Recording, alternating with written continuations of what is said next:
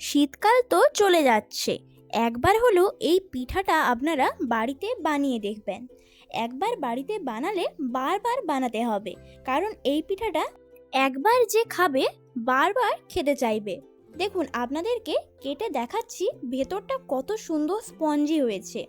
আর মাত্র কয়েকটা উপকরণে এই পিঠার রেসিপিটা তৈরি হয়ে যাবে।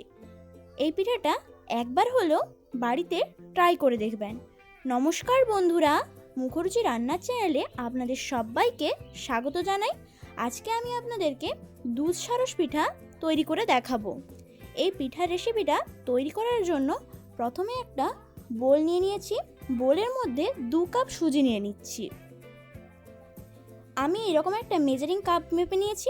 আপনাদের কাছে যদি মেজারিং কাপ না থাকে তাহলে যে কোনো কাপ বা বাটি মেপে নিতে পারেন, এতে উপকরণগুলো ঠিক থাকে। 2 কাপ সুজির জন্য এখানে 4 চামচ ময়দা দিচ্ছি। 2 কাপ সুজির জন্য 4 চামচ ময়দা দিতে হবে। আর 4 চামচ পাউডার দুধ দিয়ে দিচ্ছি। যতটা ময়দা নিয়েছি ততটাই পাউডার দুধ নিয়েছি।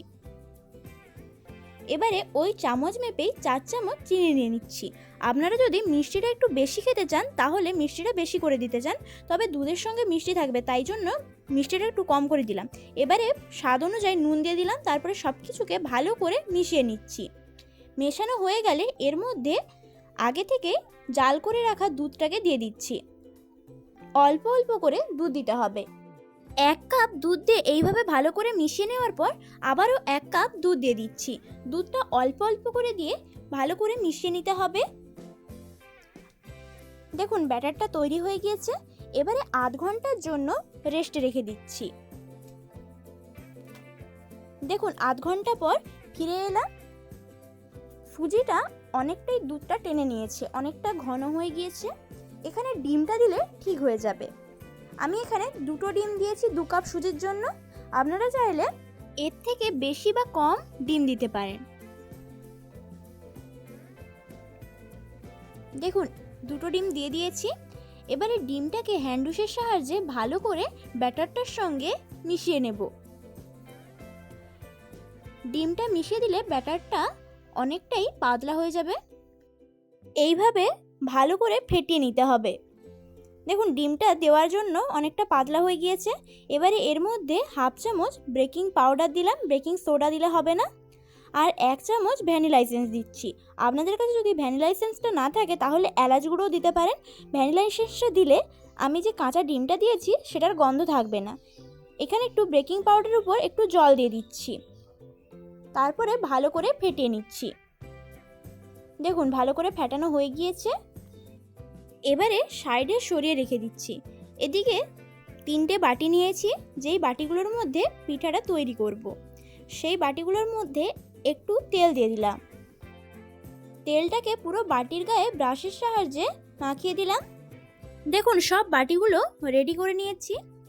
এবারে 1 চামচ ব্যাটার নিয়ে এর মধ্যে দিয়ে দিতে হবে।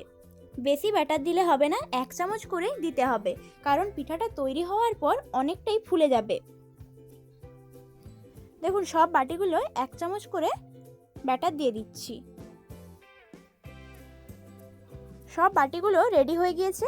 এদিকে কড়ার মধ্যে আমি বেশ কিছুটা পরিমাণে জল দিয়ে দিলাম। তারপর একটা স্ট্যান্ড বসিয়ে দিচ্ছি। জলটা একটু গরম হয়ে গেলে এর মধ্যে ব্যাটারের বাটিগুলো বসিয়ে দেব। দেখুন, ব্যাটারের বাটিগুলো বসিয়ে দিয়েছি। এবারে 10 মিনিট ঢাকা দিয়ে রেখে দিচ্ছি। আর গ্যাসটাকে এই সময় মিডিয়াম ফ্লেমে রাখতে হবে। দেখুন, 10 মিনিট পর ফিরে এলাম। ঢাকাটা খুলে দেখিয়ে দিচ্ছি। এইভাবে যে কোনো একটা কাঠি ঢুকিয়ে দেখে নেবেন। যদি কাঠির গায়ে লেগে না থাকে তাহলে জানবেন একেবারে পারফেক্ট হয়েছে। এবারে সাঁড়াশির সাহায্যে পিঠের বাটিগুলোকে তুলে নিচ্ছি। এই গরম অবস্থাতে পিঠেগুলোকে বাটির মধ্যে থেকে বের করে নেব। দেখুন, এইভাবে একটা চামচ দিয়ে পিঠাগুলোকে তুলে নিচ্ছি। দেখুন, আপনাদেরকে তুলে দেখিয়ে দিচ্ছি কতটা স্পঞ্জি হয়েছে। সবগুলো একই রকমভাবে তুলে নেব। এবারে একটা জামের মধ্যে রেখে দিচ্ছি। এবারে একটা কড়ার মধ্যে 1 লিটার দুধ নিয়ে নিয়েছি। আপনারা চাইলে দুধের পরিমাণটা বাড়িয়ে কমিয়ে নিতে পারেন। এবারে ওই দুধের মধ্যে আমি 300 গ্রাম পাটালি গুড় নিয়েছি। এবারে গুড়টাকে ভালো করে দুধের সঙ্গে মিশিয়ে দিচ্ছি। দেখুন মেশানো হয়ে গিয়েছে। এবারে 2 মিনিট মতন ফুটিয়ে নেব দুধটাকে। দুধটা ফুটে উঠেছে, এবারে গ্যাসটাকে অফ করে দিচ্ছি। এদিকে একটা বড় জাম নিয়ে নিয়েছি। জামের মধ্যে সব পিঠেগুলোকে সাজিয়ে দিচ্ছি। দেখুন সব পিঠেগুলোকে দিয়ে দিচ্ছি এই জামের মধ্যে। সব পিঠেগুলো দেওয়া হয়ে গেলে এইভাবে চামচের সাহায্যে দুধটাকে দিয়ে দিচ্ছি। এরকম গরম অবস্থাতেই দুধটাকে দিয়ে দিতে হবে। পুরো দুধটাকে পিঠাগুলোর মধ্যে দিয়ে দিলাম। এবারে 7 থেকে 8 ঘন্টার জন্য ঢাকা দিয়ে রেখে দিচ্ছি। দেখুন 7 ঘন্টা পর ফিরে এলাম। দেখুন পিঠেগুলো দেখতে কত সুন্দর হয়েছে। এবারে একটা থালার মধ্যে নিয়ে নিচ্ছি। পিঠাগুলোকে এইভাবে সাজিয়ে নিয়ে নিচ্ছি, এতে দেখতে খুব সুন্দর লাগবে। এবারে এর মধ্যে পেস্তা বাদাম দিয়ে দিচ্ছি। আপনাদের কাছে যদি পেস্তা বাদাম না থাকে তাহলে নাও দিতে পারেন, এটা একেবারে অপশনাল। এটা যাতে দেখতে সুন্দর লাগে তাই জন্য আমি দিচ্ছি। দেখুন সবগুলোর উপরে দিয়ে দিলাম। দেখুন দেখতে কত সুন্দর লাগছে।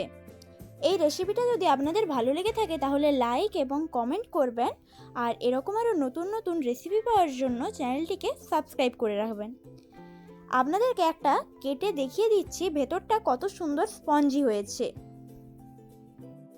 এইভাবে আপনারাও একবার বাড়িতে এই পিঠার রেসিপিটা ট্রাই করে দেখতে পারেন। খেতে যেমন সুন্দর হয়, বানানো ঠিক ততটাই সহজ। দেখুন ভেতরটা কত সুন্দর স্পঞ্জি হয়েছে। ধন্যবাদ পুরো রেসিপিটা শেষ পর্যন্ত দেখার জন্য।